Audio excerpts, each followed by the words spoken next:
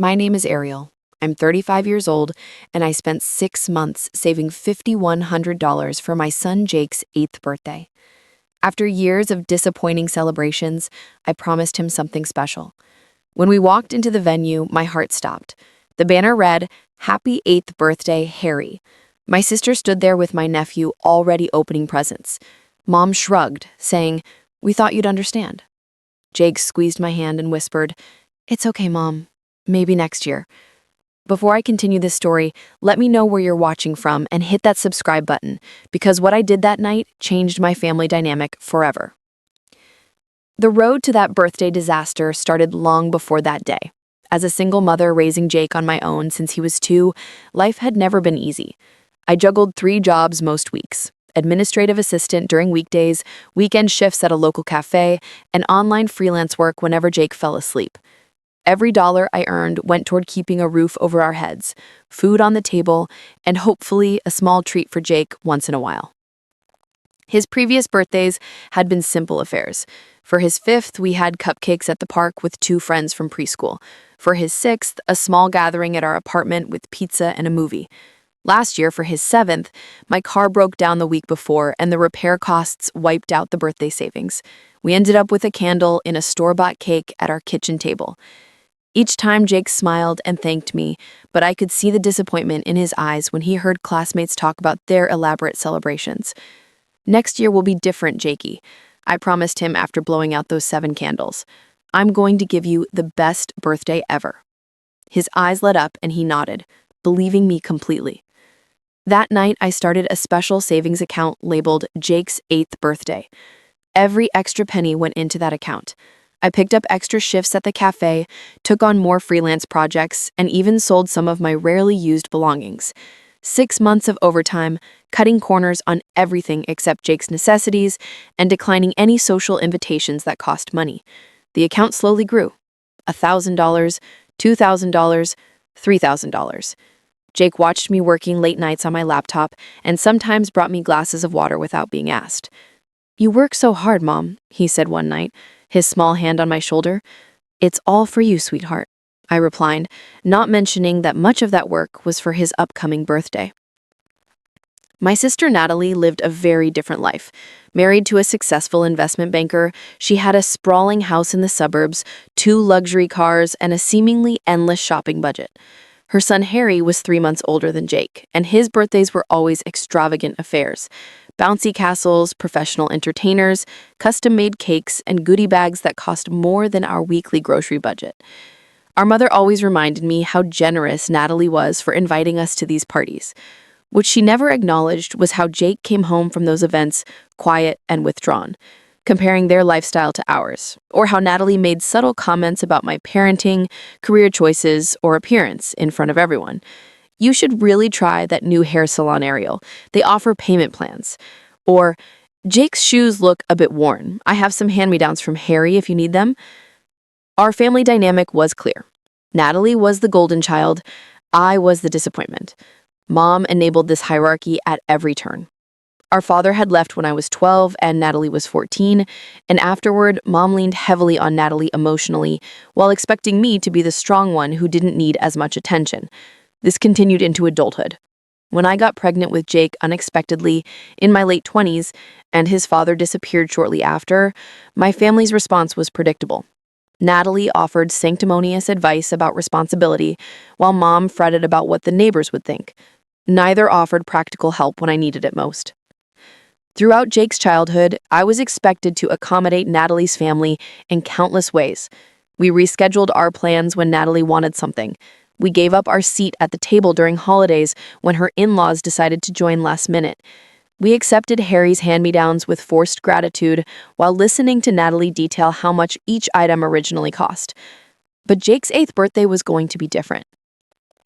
By the time the account hit $5,000, I felt confident enough to start planning. Jake had developed a fascination with space and astronomy, spending hours at the library reading about planets and constellations. The theme was obvious, and his excitement was palpable as I let him participate in the planning. "Can we have a cake that looks like Saturn, Mom?"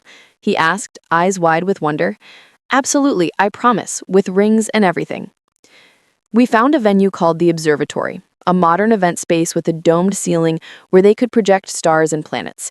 It wasn't cheap at $5,100 for the full package, but it included everything: decorations, food, cake, activities, and a short educational presentation by a local science teacher. I put down the deposit, marking the date 6 weeks in advance. Every night, Jake added another item to his handwritten birthday wish list. He wasn't asking for presents, he was listing experiences. See a real meteorite, learn about black holes, show Bobby and Michael the star projector. His enthusiasm made every extra hour of work worthwhile. 2 weeks before the big day, I took Jake shopping for a special outfit. We found a dark blue button-down shirt with tiny silver stars embroidered on the collar and cuffs. He insisted on trying it on in the store, standing in front of the mirror with the biggest smile I'd seen in months. "I look like an astronaut in training," he declared. "The most handsome astronaut in the galaxy," I agreed, my heart swelling with love. The price tag was higher than I'd normally allow, but the joy in his eyes was worth every dollar. We sent out invitations to 15 of Jake's classmates, plus 2 neighborhood friends, and received enthusiastic responses from nearly everyone. Jake made a paper chain countdown, removing 1 link each night before bed. The anticipation in our small apartment was electric. For the first time, I felt like I was giving my son the celebration he deserved, something to match the wonderful, kind, brilliant boy he was growing into, something he could proudly tell his classmates about, something that, for once, might even outshine Cousin Harry's parties. I had no idea that this simple desire to give my son one special day would trigger a family crisis that had been brewing for decades. The day before Jake's birthday began with a flurry of last-minute preparations. I'd taken a rare day off work to ensure everything was perfect. Jake woke up bouncing with energy, his countdown chain showing just 1 remaining link. "Tomorrow's the big day, Mom," he exclaimed, launching himself into my arms. "Me neither, Space Cadet," I admitted, ruffling his hair. Too many stars exploding in my brain. We spent the morning confirming details, double-checking the guest list, finalizing the playlist of space-themed music, and wrapping the small science gifts I'd purchased for the goodie bags. Jake insisted on helping with everything, his small hands carefully folding paper around miniature telescopes and glow-in-the-dark star stickers. "Do you think Harry will like the party?" Jake asked suddenly, his voice casual but his eyes watchful. I paused. "Harry isn't coming. Remember, he has soccer on Saturdays." This had been a small mercy in my planning. My sister's son had a standing commitment that would prevent awkward comparisons or competition during Jake's special day. "Oh, right," Jake nodded, looking relieved. "So, it's just my friends?" Jake asked. "Just your friends," I confirmed. "Your day, your people." Around noon, my phone rang. Mom's name flashed on the screen. I briefly considered letting it go to voicemail, but years of conditioned response took over. I answered, "Hi, Mom."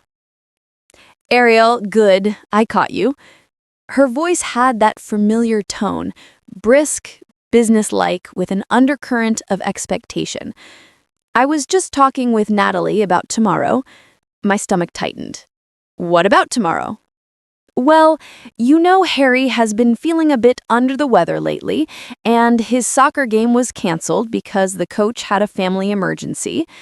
I waited, already sensing where this was going.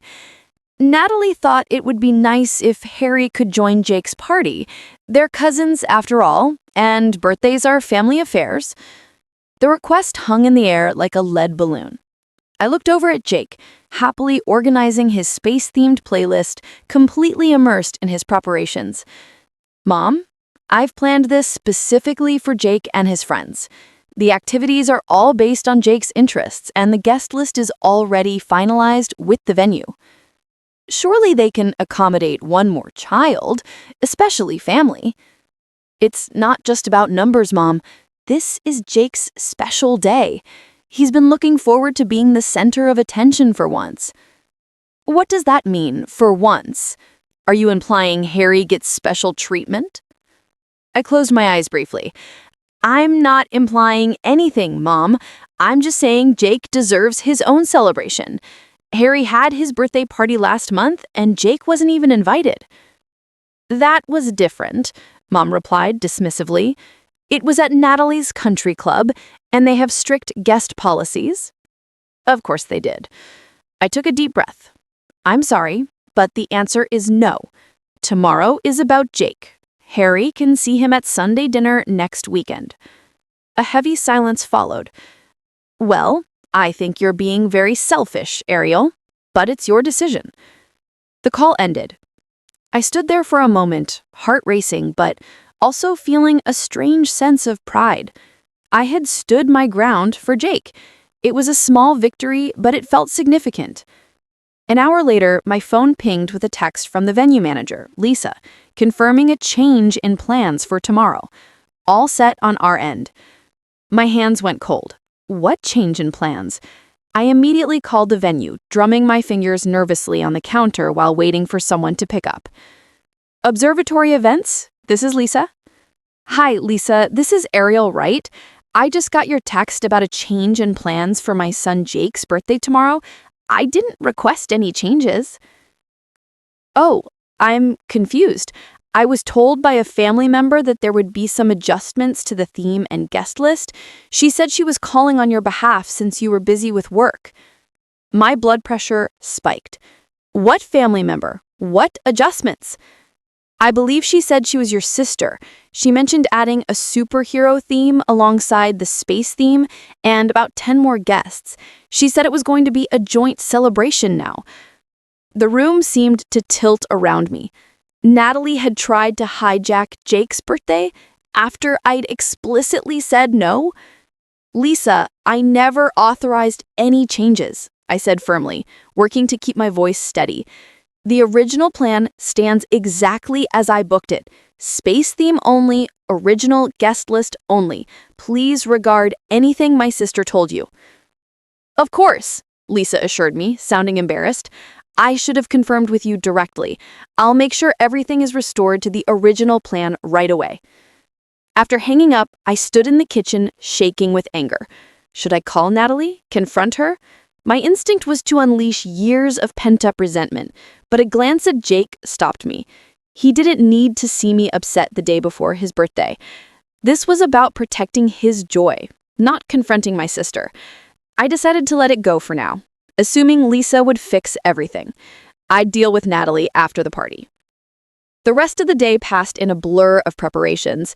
Jake helped me load gift bags into the car, carefully placed his special outfit on a hanger, and repeatedly asked if it was bedtime yet so tomorrow would come faster. When I finally tucked him in that night, he was practically vibrating with excitement. Mom, do you think the astronaut cake will have real sparklers on it? He asked, clutching his favorite spacebook. Absolutely, I promised, just like shooting stars. This is going to be the best day ever, he whispered, eyes already drooping despite his excitement. Thank you for working so hard to make it happen. His simple gratitude brought tears to my eyes. Anything for you, Starman. As Jake drifted off to sleep, I sat on the edge of his bed, stroking his hair and fighting a growing sense of unease. The incident with the venue had shaken me more than I wanted to admit. What if Natalie tried something else? What if something went wrong tomorrow? I pushed the thoughts away. Everything was confirmed, double-checked, paid for. Jake's perfect day was secured. Nothing and no one could take that away from him now. As I turned out his light, I had no idea how mong I was. The morning of Jake's birthday dawned bright and clear. He was up before the alarm, already dressed in his regular clothes, saving his special starry shirt for the party. Happy birthday, my 8-year-old astronaut, I sang, presenting him with blueberry pancakes topped with whipped cream stars. His face lit up when I placed a small wrapped gift beside his plate. Can I open it now? He asked, bouncing in his seat. That's what it's there for, I laughed. He tore into the package, gasping when he pulled out a junior astronomy book signed by a local astronomer I'd contacted months ago. This is the best present ever! He hugged the book to his chest, then launched himself at me in a tight embrace. The party will be even better, I promised. We need to be at the observatory by 11:30 to check everything before your friends arrive at noon. Jake was practically levitating with excitement as we drove to the venue. He clutched his special shirt on its hanger, insisting on changing once we arrived so it stayed perfect. I smiled at him in the rearview mirror, his joy infectious. We pulled into the observatory's parking lot at 11:25. I was surprised to see several cars already there, including a sleek black SUV I immediately recognized as Natalie's. My stomach dropped, but I kept my expression neutral for Jake's sake. "Looks like the staff is getting everything ready," I said, lightly, helping Jake out of the car. "I can't wait to see the star projector," he exclaimed, practically skipping toward the entrance. We pushed through the double doors into the venue's foyer. Jake, a step ahead of me in his eagerness, stopped so suddenly I almost ran into him. "Mom?" His voice was small, confused. "Why are there Superman decorations?" I looked past him and froze. The space was decorated not with the planets, stars, and astronauts we had chosen, but with garish superhero banners, balloons, and cardboard cutouts. A massive table at the center held a superhero-themed cake, and hanging across the main wall was a huge banner that read, "Happy 8th Birthday, Harry." Before I could process what I was seeing, Natalie emerged from around a corner, accompanied by my mother, Harry, and several of Harry's friends. Harry was wearing a Superman costume and holding a present with torn wrapping paper. "Oh, you're finally here," Natalie said, as if we were the late arrivals at someone else's party. "Harry's been so excited to open his presents." Jake's hand found mine, squeezing tight. I felt him press against my side, shrinking into himself. "What is this?" I managed, my voice barely above a whisper. "Where are Jake's space decorations? Why does the banner have Harry's name?" My mother stepped forward, her expression a practiced mixture of reason and mild reproach. "Now, Ariel, don't make a scene. We thought it made more sense to combine the boys' celebrations. Harry's been so disappointed about his soccer games being canceled." "Combined?" I repeated incredulously. "This isn't combined. This is Harry's party. There's nothing here for Jake." Natalie waved a dismissive hand. "We kept some of the space stuff in the back room. The kids can go in there later if they want, but Harry really wanted a superhero theme, and the kids all prefer superheroes to boring stars anyway." Jake's grip on my hand tightened painfully. I looked down to see his eyes brimming with tears, though he was fighting valiantly not to let them fall. "I didn't authorize any of these changes," I said, my voice gaining strength as shock gave way to anger. "I spoke with Lisa yesterday. She was supposed to keep everything as originally planned." "Oh, Lisa's not working today. Marcus is handling the event, and he was very accommodating when Mom explained the situation." I turned to my mother. "You did this after I specifically told you no." She had the audacity to look offended. "We thought it made more sense once you saw how happy Harry is. And it saves you money, too. Natalie covered the cost of the additional guests and the theme change." "I don't care about the money," I hissed, conscious of Jake standing beside me. This was Jake's special day. His one special day that I had been saving and planning for months. "Jake doesn't mind sharing, do you, sweetie?" Natalie directed this at my son, who looked down at his shoes, still clutching his special shirt on his hanger. "It's okay, Mom," he mumbled, the words breaking my heart. At that moment, the venue manager, presumably Marcus, approached with an uncomfortable expression. "Ms. Wright, I understand there might be some confusion about today's event." "There's no confusion," I stated firmly. "I booked this venue for my son Jake's 8th birthday party with a space theme. I did not authorize any changes to the theme or guest list." Marcus shifted uncomfortably. "According to our records, we received a call from a family member with authorization to make changes. They provided the security word on the account." I felt like I'd been slapped. The security word was Jake's middle name, something only family would know. "Who made these changes?" I demanded. "I can't disclose that information, but it was processed with proper authorization," he replied, then added apologetically, "We've already set everything up according to the new instructions, and the additional guests have begun to arrive." As if on cue, the door opened behind us, and several children in superhero costumes burst in, running straight to Harry with excited shouts. I noticed Jake's invited friends were nowhere to be seen. "Where are Jake's friends?" I asked, a new dread forming. Natalie's husband, Tom, approached, holding up his phone. "I sent out a message last night explaining the change of theme and time. The party's starting at 1 now, not 12. Thought the kids would appreciate the extra superhero touch." He turned the phone toward me, showing a text sent to my entire contact list. It appeared to come from my number, but was obviously not sent by me. Natalie must have taken my phone at some point, perhaps during our family dinner last weekend, and copied my contacts. The violation of privacy was stunning. Jake tugged at my sleeve. "Mom," he whispered, "my shirt doesn't match the party anymore." It was such a small detail, but it was the thing that finally broke my composure. My son, who had been so excited about his astronaut outfit, now felt out of place at his own birthday party. "This is unacceptable," I said to my family, keeping my voice level despite the rage building. "You've completely taken over Jake's celebration without permission." "Don't be so dramatic, Ariel," Natalie scoffed. "Harry deserves a nice party too, and this venue is much better than anything we could book on short notice. The boys can share for one day." "Share?" I echoed. "There's nothing of Jake's here to share. You've erased him from his own birthday party." My mother stepped closer, lowering her voice. "You're making a scene. The children are watching. Just go with it for today, and we can discuss this later." "Discuss what? How you went behind my back? How you taught Jake yet again that his feelings don't matter as much as Harry's?" "That's not fair," Mom bristled. "We've always treated the boys equally." Jake's small voice interrupted our tense exchange. "It's okay, Mom," his brave smile breaking my heart. "I don't need a space party." I can be a superhero too. Harry overheard and laughed. You can be my sidekick. Sidekicks don't get to make decisions, though.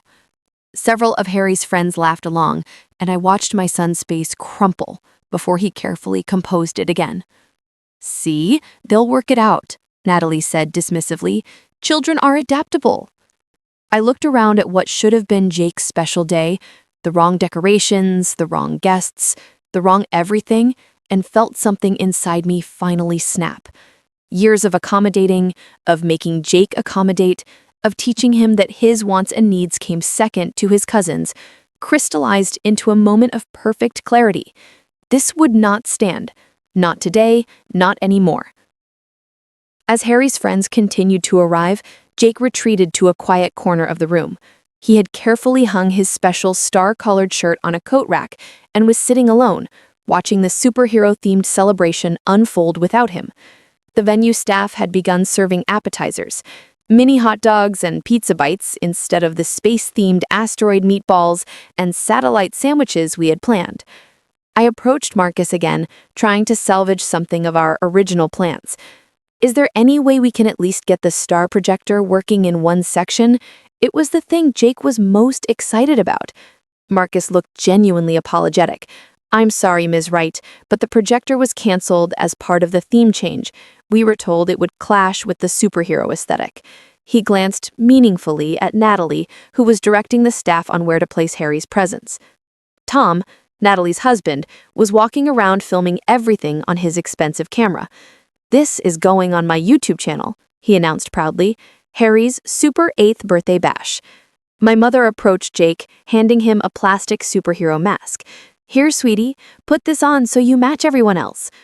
Jake accepted it silently, but didn't put it on, just held it in his lap. I was about to go to him when the doors opened again, and to my surprise, two of Jake's invited friends arrived. Michael and Bobby from his class, looking confused in their space-themed t-shirts.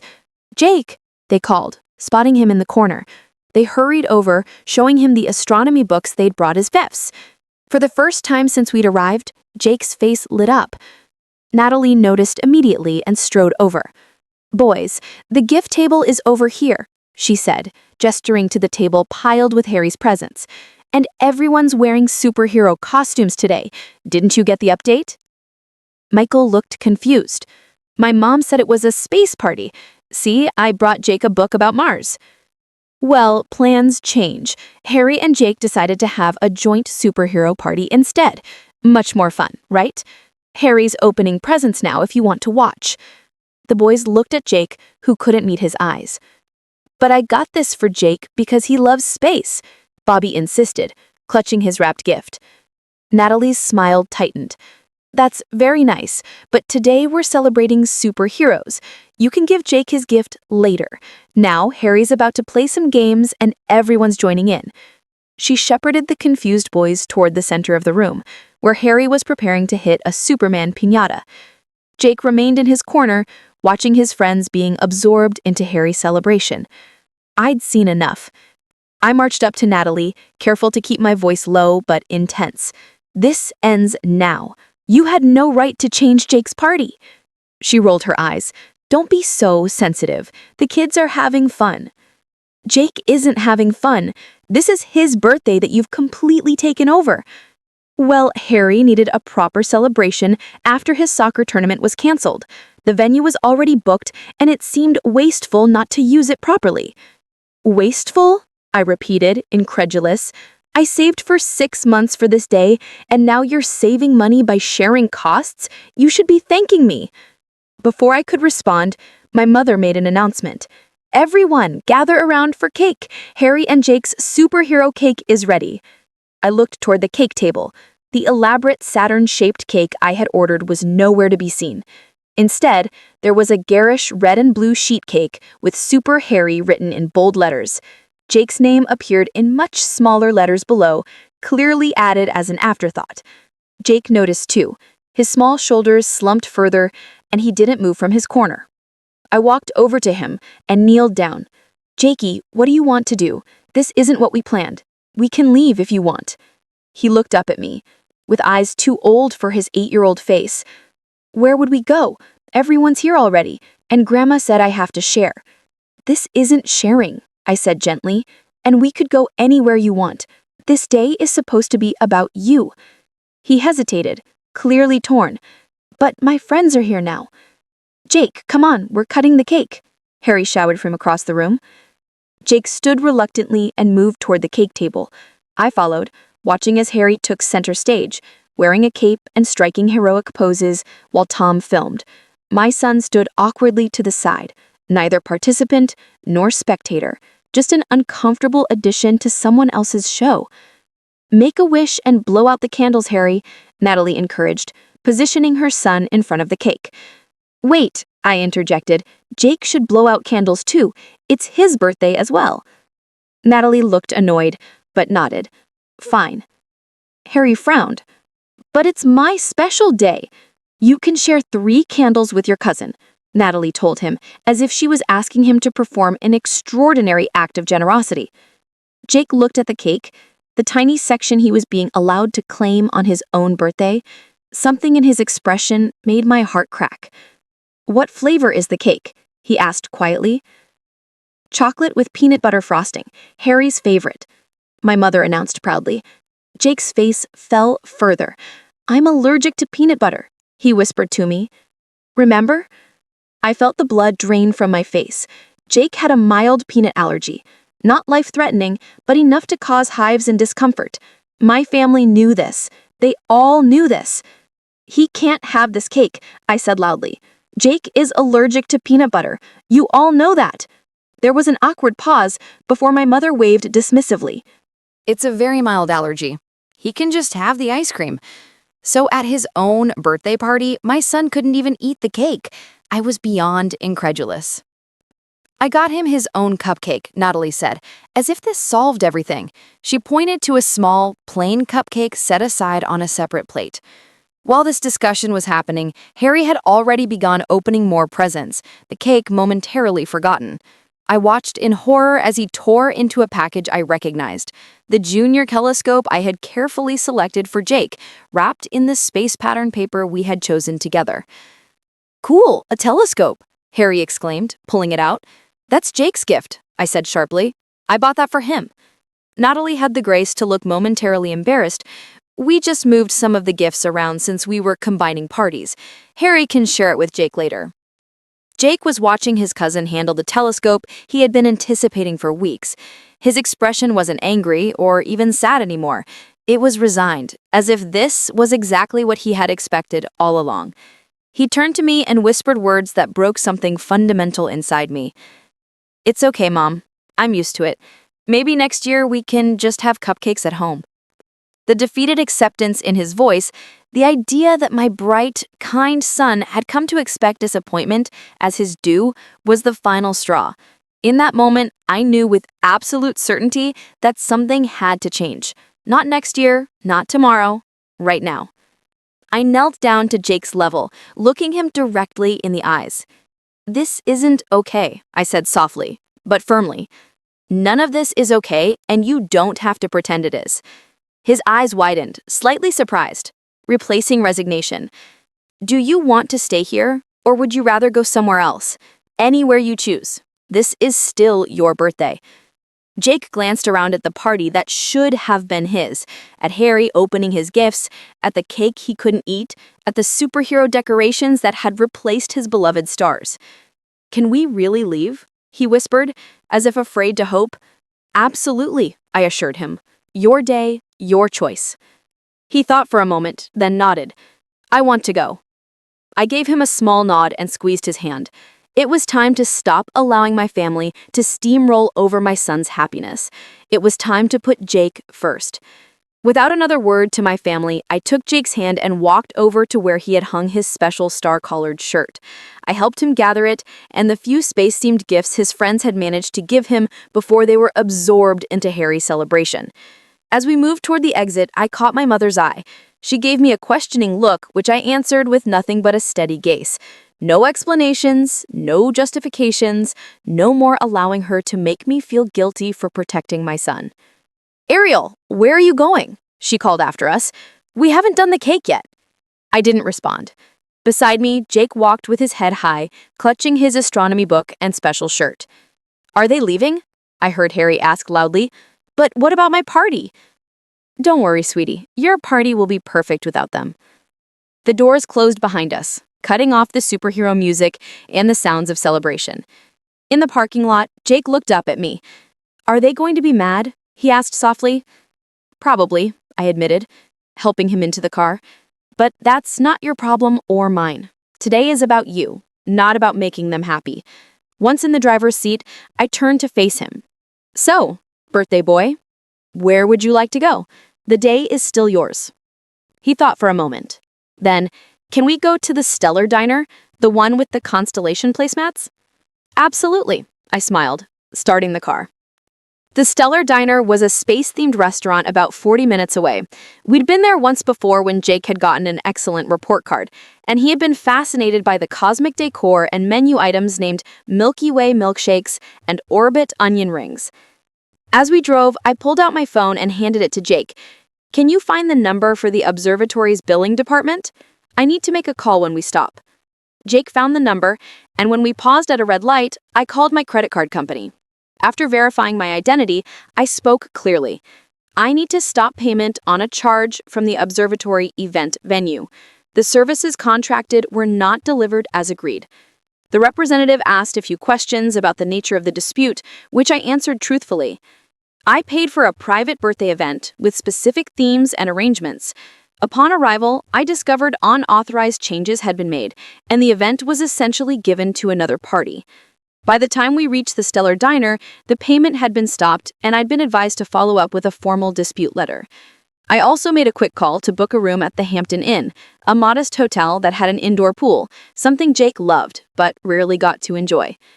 "Are we staying at a hotel?" Jake asked, excitement creeping into his voice. "We are." I confirmed, with a pool and room service for dinner. His eyes widened. "Really? Like in the movies?" "Really. Birthday surprise." Inside the Stellar Diner, we were seated at a booth under a mural of the solar system. Jake immediately began identifying the planets, his earlier disappointment gradually giving way to enthusiasm. When the server came to take our order, I asked if they did anything special for birthdays. "It's this young man's 8th birthday today," I explained. Well, happy birthday, Space Explorer. We've got a special cosmic sundae for birthdays with sparkler candles that look like shooting stars. And all our birthday guests get to add a star to our constellation wall. She pointed to a wall where hundreds of silver stickers formed various patterns. Jake's face lit up. My own star on the wall? Today wasn't about family drama or expectations. It was about reclaiming Jake's special day. When the cosmic sundae arrived, topped with sparkler candles that fizzed like tiny comets, the staff sang, and Jake's face glowed. He squeezed his eyes shut to make a wish, then blew out the sparklers. "What did you wish for?" I asked once the server stepped away. "Can't tell, or it won't come true," he grinned, then leaned close and whispered, "But it already kind of did." He proudly added his silver star to the wall, placing it carefully in the Ursa Minor constellation, explaining to the server that it was the little bear with the North Star at its tail. Afterward, we headed to the Hampton Inn. Jake changed into his swimsuit faster than I'd ever seen, and we spent 2 hours in the heated indoor pool. Every few minutes, he shouted, "Watch this, Mom," practicing his new swimming skills. I sat at the pool's edge, feet in the water, watching my son reclaim his joy. Back in our room, wrapped in fluffy robes, Jake flopped onto the bed with a contented sigh. "This is even better than a party," he declared. I brushed his damp hair back and said softly, "I'm so sorry about the observatory, Jakey. That wasn't right or fair to you." He was quiet, then asked, "Why does Harry always get what he wants?"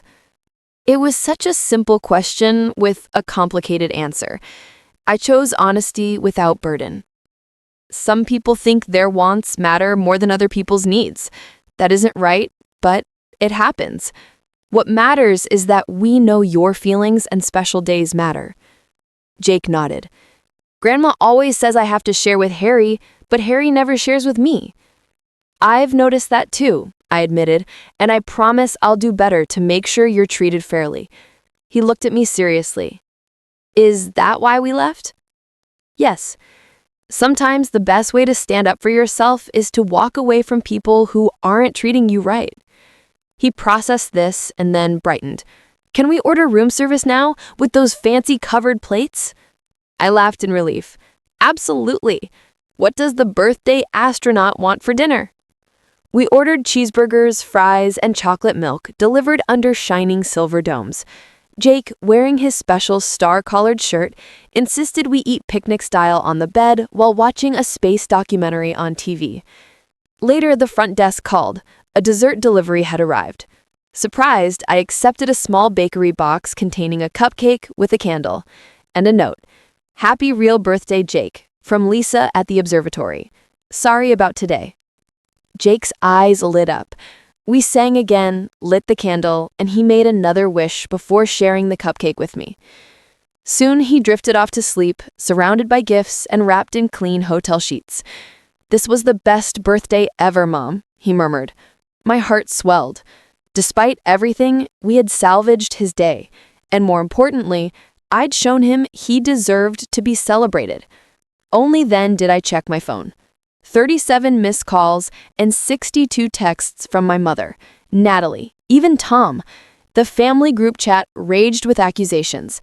"How could you embarrass us like this? Harry is devastated. The venue might charge us extra. You need to apologize immediately." I put the phone down. Their drama could wait.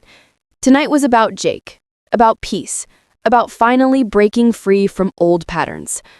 Watching him sleep, I made a silent promise.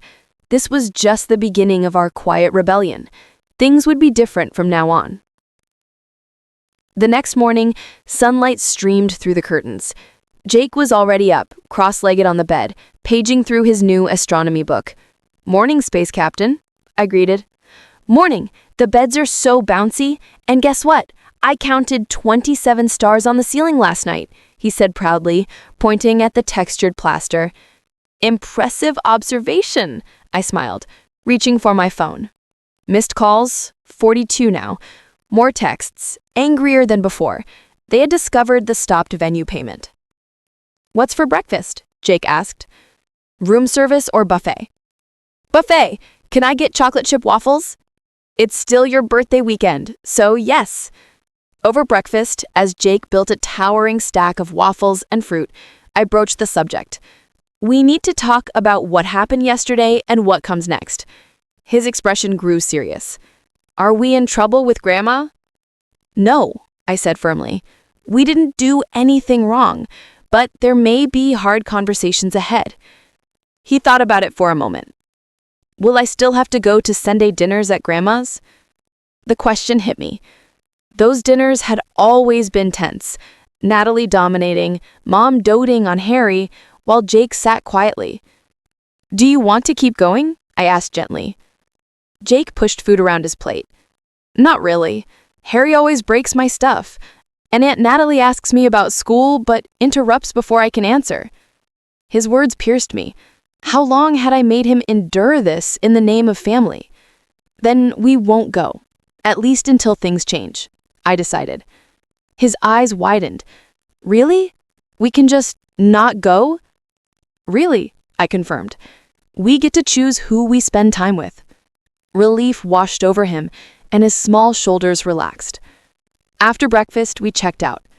With one more day off before work, I wanted to use it to prepare for the changes ahead. As we pulled into our complex, Jake spotted his friend Michael riding his bike. Can I play with Michael? I want to tell him about the hotel and the diner. Of course, I said, grateful for the normal rhythm of kids playing after so much turmoil. I'll call you for lunch. Inside, I finally sat down and opened the flood of messages from my family. The messages followed a predictable pattern: initial confusion, then indignance, and finally outright anger, especially when they realized I had stopped payment on the venue. The latest one from my mother read, "The venue is threatening legal action if payment is resolved by Monday. You need to call immediately. Your behavior is affecting the entire family." I took a steadying breath and drafted a brief, clear response. I paid for Jake's birthday celebration, as agreed with the venue. The event I paid for was not delivered due to unauthorized changes. I filed a formal payment dispute with documentation. Please direct the venue to contact me directly regarding any billing issues. Next, I set a recurring calendar entry for the next 6 months. Jake's Choice Day, every Sunday. Time reserved for whatever he wanted to do instead of attending family dinners. I was midway through writing a list of boundaries to establish when my phone rang. The principal's number lit up the screen. With a sense of foreboding, I answered. Miss Wright, this is Principal Garcia from Franklin Elementary. I hope I'm not disturbing your weekend. Not at all, I said, puzzled. Is everything all right? I wanted to give you a courtesy call.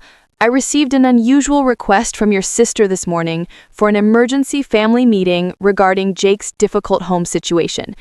She asked to involve our school counselor and mentioned potential concerns about his well-being. The blood drained from my face. Natalie was escalating beyond anything I could have imagined, trying to use this school to paint me as an unfit parent. Principal Garcia, I appreciate you contacting me directly. I managed, keeping my voice calm. There is no emergency or concern about Jake's well-being.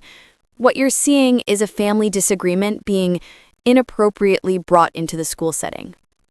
I suspected as much, the principal replied gently. Jake is one of our most well-adjusted students. His teachers consistently praise your involvement. I declined the meeting request, but I wanted you to be aware. Thank you, I said, deeply relieved. If I may ask, what exactly did my sister claim? She suggested Jake was being isolated from family support and facing emotional instability at home. The accusations were vague and, frankly, raised more red flags about the request than about your parenting. After thanking him again, I hung up, shaken. Natalie had nearly triggered a welfare check, or worse, a CPS investigation over a birthday party. Her vindictiveness was staggering. This wasn't about family drama anymore. This was about protecting Jake. I opened my laptop and began researching family therapists and attorneys specializing in family law. By afternoon, I had booked a consultation with a family attorney for the following week and found a child therapist who specialized in family dynamics. I also drafted a clear email to my family. Jake and I would be stepping back from family gatherings while we worked with professionals to set healthy boundaries. I outlined the pattern of Jake being consistently overshadowed by his cousin and made it clear that using outside institutions like his school to pressure us would result in complete cessation of contact. I saved the draft, deciding to send it after speaking with the attorney. For now, my silence said enough. When Jake came in for lunch, flushed from playing with his friend, he asked, "Any word from Grandma or Aunt Natalie?" "They've sent some messages," I said carefully. "But remember what we talked about. We're taking time away from family gatherings." He nodded, then hesitated. "Mom, are we still family even if we don't see Grandma and Harry and everyone?" "Absolutely," I said, hugging him tightly. "You and I are family, a strong one, and we have friends who care about us too. Family isn't just who you're related to, it's who treats you with love and respect." That evening, after Jake was asleep, my phone rang again. It was my mother. I hesitated, then answered. "Ariel, we need to talk about what happened." "Yes, we do. But first, did you know Natalie contacted Jake's school, claiming concerns about his well-being?" There was a pause. "She mentioned she might reach out, just to make sure Jake was okay after your episode yesterday." "My episode?" I repeated, incredulous. "Mom, she tried to trigger a welfare investigation because she was angry I stopped her from hijacking Jake's birthday party. Do you understand how serious that is?" "You're overreacting," she said dismissively. "Natalie's just concerned." "No, she's retaliating, and I will not allow Jake to be used as a pawn in her games." "This isn't a game, Ariel. Family is important, and you're tearing it apart over a silly party." I took a long breath. It wasn't just a party. It's a pattern. Jake's needs being sacrificed for Harry's wants. That ends now. "So what? You're just cutting us off?" Her voice rose. "We're taking a break while I consult a family therapist and an attorney to establish healthy boundaries. I'll reach out when I'm ready to discuss next steps." "An attorney? Are you serious?" "After what Natalie did with the school? Absolutely. Good night, Mom." I ended the call, turned off my phone, and exhaled. I was drained, but strangely lighter. For years, I had bent over backwards, apologizing to keep the peace. Breaking free was terrifying, but necessary. For me.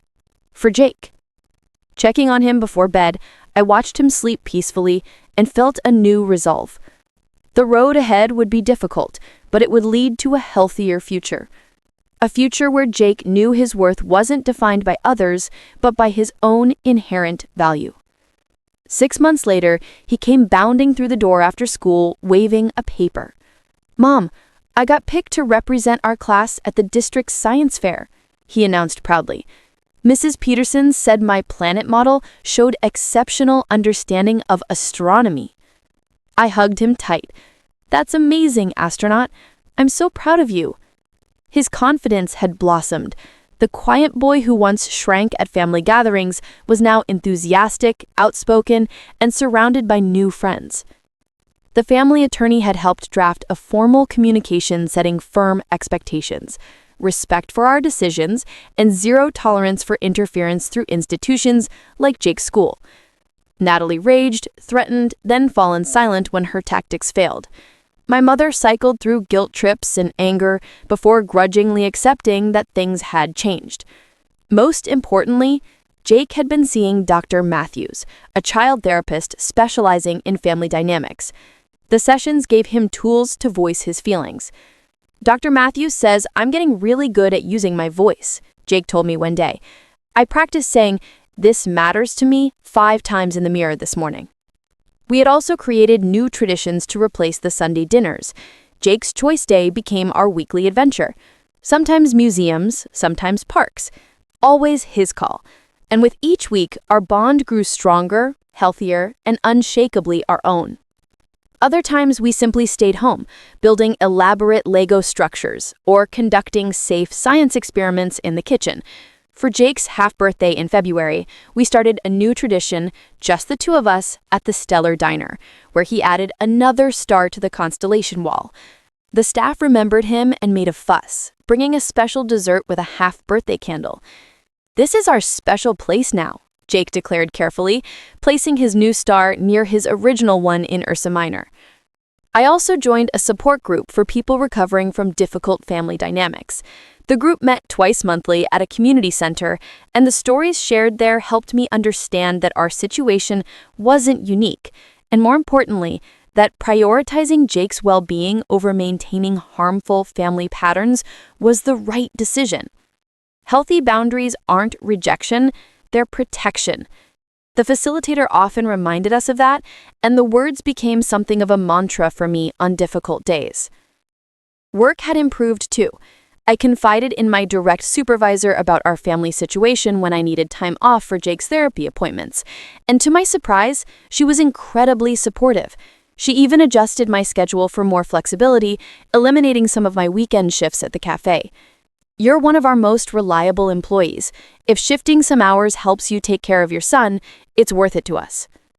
With reduced weekend work, I found myself with more energy and presence for Jake. We started a small container garden on our apartment balcony, his idea after learning about photosynthesis in science class. Watching the seedlings grow became a daily ritual, with Jake meticulously recording their progress in a notebook decorated with star stickers. "Plants are kind of like people," he observed one evening as we watered the sprouting tomatoes. They need the right stuff to grow properly. His casual wisdom often took my breath away. About 4 months after the birthday incident, my mother reached out with a hesitant request to meet for coffee. Just the two of us. No Natalie, no Harry. After consulting both my attorney and support group, I agreed to a short meeting in a public location. To my surprise, she arrived without her usual arsenal of guilt trips and accusations. Instead, she seemed subdued, even reflective. "I've been thinking a lot about Jake's birthday," she said after we exchanged awkward pleasantries. "About how I handled it, about how I've handled a lot of things." I waited, expecting the conversation to turn into justifications. Instead, she admitted, "I've always struggled with Natalie's intensity. It was easier to give in than to deal with her reactions. But that wasn't fair to you or to Jake." It wasn't a full apology, but it was more self-awareness than I'd ever heard from her. We talked for nearly an hour, covering ground we'd never touched before. Her difficulties after my father left, her fear of conflict, her tendency to take the path of least resistance with Natalie. "I'd like to try to have a relationship with Jake again," she said eventually. "On your terms, with whatever boundaries you need." We established a careful arrangement. Short, supervised visits once a month, always in public places or at our apartment, never at her house, where Natalie might appear unexpectedly. No gifts without prior discussion, no commentary on our lifestyle or choices. Jake approached the first visit with understandable caution, but warmed when my mother showed genuine interests in his science fair project, asking thoughtful questions and truly listening to his answers. "Grandma seems different," he observed afterward, "less rushy." "Rushy?" I asked. "Yeah, like she's not always rushing to make other people happy instead of listening." His perception was remarkably accurate. Natalie, on the other hand, remained entrenched in her position. When she learned about my mother's visits with us, she escalated her campaign of subtle retribution, spreading distorted versions of events among extended family, occasionally sending passive-aggressive texts, and even once accidentally running into us at a store and making a show of ushering Harry away for his protection. These incidents bothered me less and less as time passed. My attorney helped me document everything in case it escalated, but mostly I pitied Natalie's inability to recognize the damage she caused to her own relationships. Today, as Jake excitedly planned his science fair project, I marveled at how far we'd come. The journey hadn't been easy, but the results were undeniable. His therapist noted significant improvements in his self-esteem and emotional expression. His teachers reported more classroom participation and stronger peer relationships. Most importantly, the shadow of anxiety that once dimmed his natural brightness had lifted. "I'm thinking of doing my project on the life cycle of stars," Jake explained, sketching diagrams at the kitchen table. "From nebula to supernova.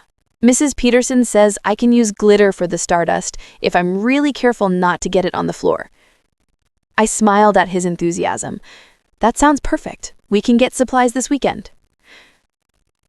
Later that evening, after Jake was asleep, I sat on our small balcony among the growing plants, reflecting on everything that had changed. The most profound shift wasn't in our external circumstances. We still lived in the same apartment, I still worked the same jobs, our budget was still tight. The real transformation was internal.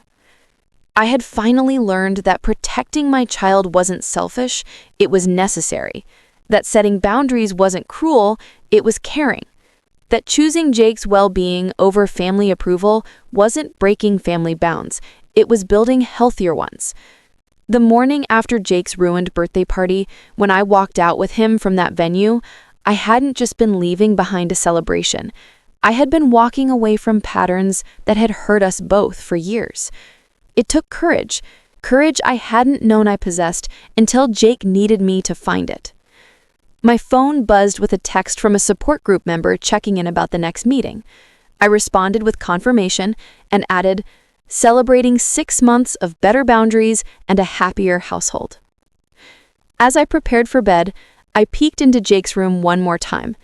It looked entirely different from 6 months ago, now decorated with star charts, science awards from school, and photos of our new traditions and adventures.